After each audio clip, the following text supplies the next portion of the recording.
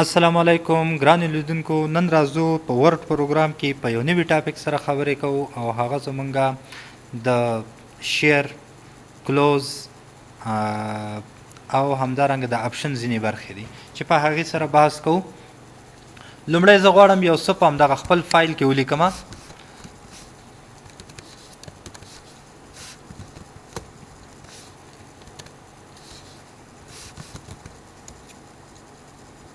دغه یو لیکل ما وکړل او زه غواړم چې دا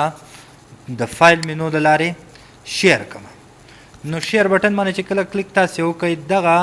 تاسې غواړئ چې د کومو لارې شیر ویت پیپل، د ایمیل له لارې، پریزنټ آنلاین یا پوسټ آن بلاک، د کومې لارې چې تاسې غواړئ چې شیر یې کوئ، نو هغه بیا تاسې د دې ځای نه کولی شئ چې شیر کړئ. زه غواړم چې یو چاته په ایمیل باندې ولېږم، نو مختلف از پی ډي اف یې لیږي، از ایکس پی ایس یې لیږي، یا په همدغه اټیچمنټ په شکل باندې چې همدغه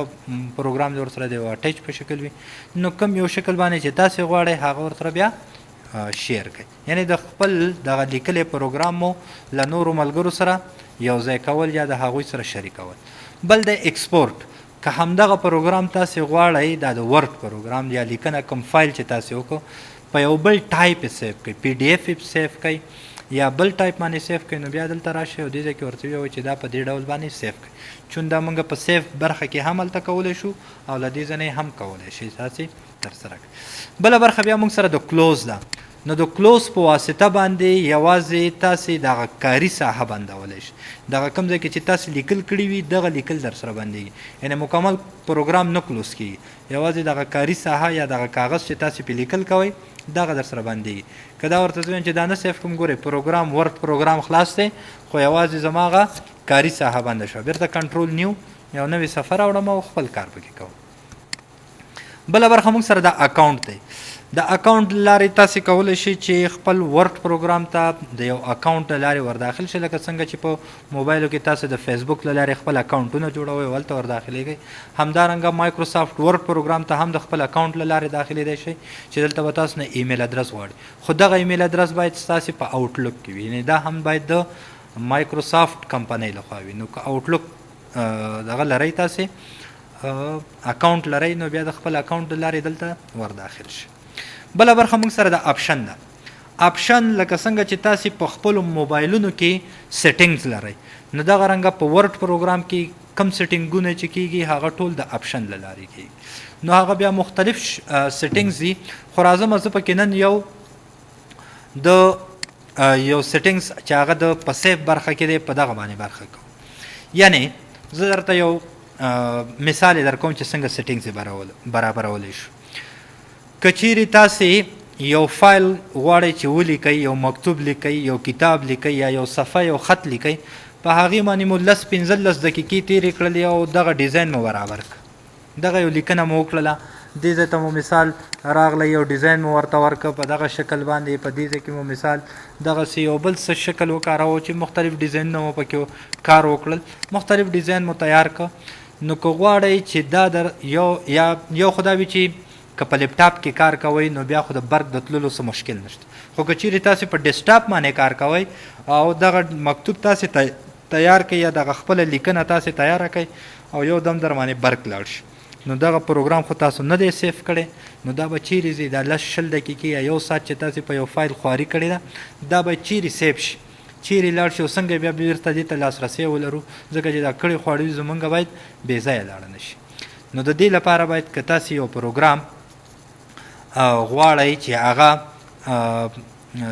په خپل یا درنه ډونټ سیو ووهل شي یا هم در باندې برق لاړ شي او غواړئ چې هغه بیرته ریکور کړئ، نو د هغې لپاره باید تاسې یو څه سیټینګز دی چې هغه دغه نه ترسره کړئ، د اپشن د برخې نه. فایل مینو ته راځو او اول باید اپشن کې موږ هغه سیټینګز ترسره کړو. نو په دې اپشن باندې کلیک کومه، په اپشن باندې بیا راځم سیف ته. په سیف کې وګورئ دلته سیف آټو ریکور انفارمیشن ایوری 1 منټ، یعنې ستاسې په دغه فایل باندې چې دغه برخه کې تاسې کوم فایل کې لیکنه ترسره کړئ که 1 دقیقه پې تېرېږي دا باید په خپل سر باندې سیف شي، یعنې دا باید په یو ځای کې وساتل شي. که هغه پې برق لاړ شي او که هغه تاسې ډونټ سیف ووهئ نو هغه باید 1 دقیقه تاسې دلته ورته ورکړئ. نو دا تاسې کمولی او زیاتولی هم شئ 2 دقیقې وخت دې پرې تېر شي 3 دقیقې 10 دقیقې اتومات که دا تاسې خپل سیټینګز کې وګورئ د کمپیوټرونو دا به لس وي نو دا هم کمولی او زیاتولی له دې ځای نه شئ نو زه ورته همدغه 1 دقیقه وخت ورکوم او دغه چک بکس ورته آن کوم په کوم ځای کې دې دا سیف شي نو دغه ځای کې به تاسو سره دا څنګه کېږي دغه را سره سیف کېږي او اوکې یعنې دا سیټینګز ما د آپشن د لارې برابر اوس دغه پروګرام چې ما دلته خلاص کړی دی په دې مثال 1 دقیقه تېره شوه نو دلته خو چون لیپټاپ دی ما سره برق نه ځي نو زه غواړم چې دا سیف کړم یا یې کلوز کړم نو چې کله د کلوز بټن ووهم زه غواړم چې دا سیف کړم خو د سیف په ځای رانه د ډونټ سیف بټن ووهل یعنې دا پروګرام د منځه مې لاړ نو زه اوس به دغه پروګرام بیرته څنګه کولی شم چې بیرته یې لاسته راوړم نو راځم یو نوی ورډ پروګرام خلاصوم ورډ پروګرام مې چې کله خلاص کړ دغه یو سپین ورقه مې راوړله بیا فایل مینو ته راځم او د اوپن برخې ته په اوپن برخه کې دلته لاندې وګورئ نو کله مو چې هغه په اپشن کې هغه سیټینګز برابر کړ بیا دلته راشي ریکور انسیف ډاکومنټ یعنې ما ته هغه انسیف چې کوم دی هغه راته ریکور کړ نو چې کله مو په دې کلیک وکړو ټول هغه فایلونه چې هغه تاسو سره سیف شوي نه دي ټول به دلته راغلی نو دې ځای کې که تاسو سره ډېر فایلونه موجود وي خپل فایل به څنګه پیدا کوئ بیا